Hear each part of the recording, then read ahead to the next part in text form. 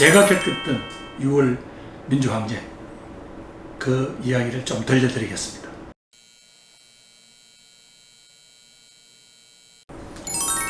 대한민국의 민주주의 그냥 얻어진 건 아니죠. 4월에는 4.18혁명의 피울음이 있습니다.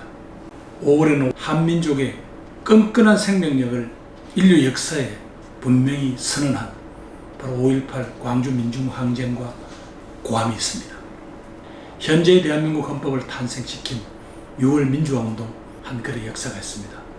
그래서 우리에게 4월과 5월과 6월은 고난을 극복하고 국민과 민족사에 찬란한 아픔과 승리 교차된 그런 역사가 있죠. 그런 점에서 오늘은 제가 겪었던 6월 민주항쟁 그 이야기를 좀 들려드리겠습니다. 우선 제도정치권에서는 양김이 중심이 된 김대중, 김영삼 두 지도자와 통일민주당이라는 합법적 정당, 정치 조직이 있었고요.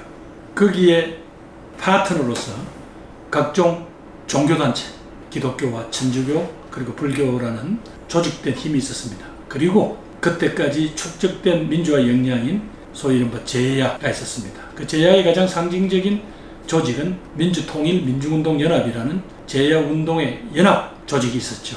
크게는 이 제도정치권과 종교계와 민통연의 3자가 연합해서 이룬 범국민전선, 그것이 바로 민주헌법쟁취국민운동입니다. 그러면서도 당시 대부분의 민통연의 지도부들은 전부 수배 중이거나 감옥에 계셨죠. 당시 현장을 지휘할 수 있었던 유일한 지휘자는 현재 민주당의 이해찬 대표이셨습니다. 그러다가 마침내 이한열 열사가 피격되는 바로 그 6월 민주항쟁이 시작되었죠. 저는 민통연에서는 간사였지만 국민운동본부에는 집행위원회였기 때문에 수시로 집행위원회는 상임위원회에서 결정된 투쟁의 계획에 따라서 움직이고 현장을 확보하고 동원 연락을 하고 하는 역할들을 하고 있었고, 그중에서 가장 제가 의미있게 활동한 것은 바로 명동성당 농성의 한복판에 저와 이명식 간사가 모두 다 함께 했습니다. 그리고 명동성당의 농성 스스로가 어떤 운동 전체를 지휘하려고 할 때 그건 아니다. 적어도 우리 국민운동연합체는 민주헌법정치국민운동본부다라고 해서 그런 어떤 우리들의 의지를 관철하기도 하고 하면서 6월 민주화운동 그 전 과정에서 저희들은 정말 신나고 활발하게 정말 뛰었습니다. 그리고 그것이 지금 제 인생의 역사에서 가장 감격적인 장면이기도 했고요. 그러니까 6월 10일 날 서울 시내 곳곳에서 투쟁을 벌이다가 강력한 경찰의 저지선, 지랄탄이라고 하는 최루탄 등등에 의해서 그 시위대가 몰려간 곳이 명동성당이었습니다. 성당이고 하니까 바로 경찰이 덮치지를 못했죠. 거기서 하루를 넘기니까 그때부터 거기가 투쟁의 거점이 된 것입니다. 그 다음 날부터 서울 시내 각 대학들은 전부 다 명동에 있는 이 경찰의 포위망을 뚫고 우리 동지들, 시민들을 구해야 된다라고 하면서 명동으로 몰려들었기 때문에 계속 근처에서는 시위가 일어났습니다. 나중에 드러난 바이지만 바로 전두환은 군 지휘관들 모아서 이를 무력으로 진압하고 겸령을 선포할 것까지도 자신들이 검토한 걸로 나옵니다. 당시 지금도 잊지 못할 것은 그렇게 해서 투쟁이 계속 6월달에 격화되니까 당시 유학성 정보부장이 명동성당을 방문하게 되고 거기서 김수환 추기경께 퇴거를 아마 요청했던 걸로 기억됩니다.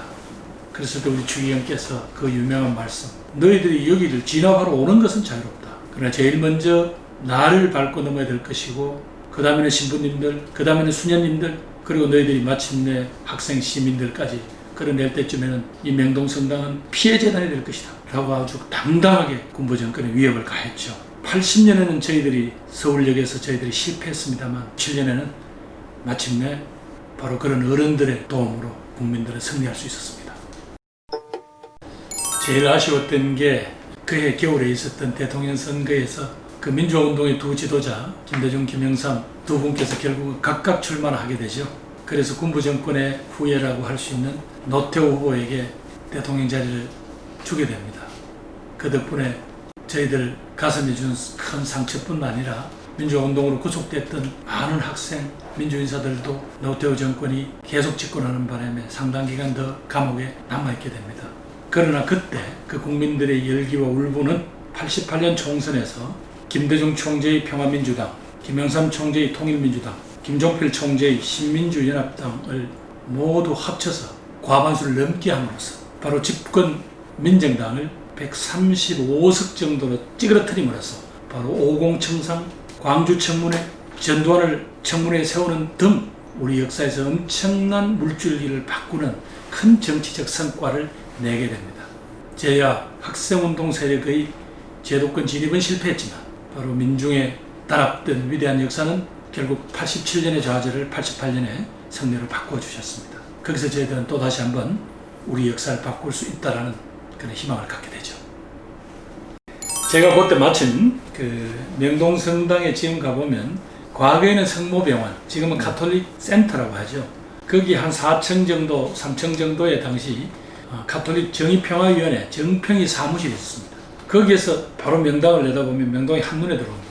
거기서 점심시간 때 바로 이 넥타이를 맨 그 수많은 시민들, 직장인들이 나오는 거예요.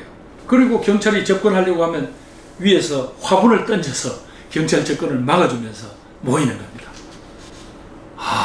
그때 그 명동을 팍 메웠던 그 넥타이 부대들의 그 함성, 호언, 철폐, 민주헌법, 정치, 뭐 이런 정도의 그 함성 정말 감격적이었고요. 제 평생에 바로 그 장면은 영원히 잊지 못합니다. 물론 그때는 제대로 된 카메라도 없어서 저는 개인적으로 사진 한 장 찍어 놓지 못했습니다만 제 가슴에 아주 강하게 인화가 되어 있습니다.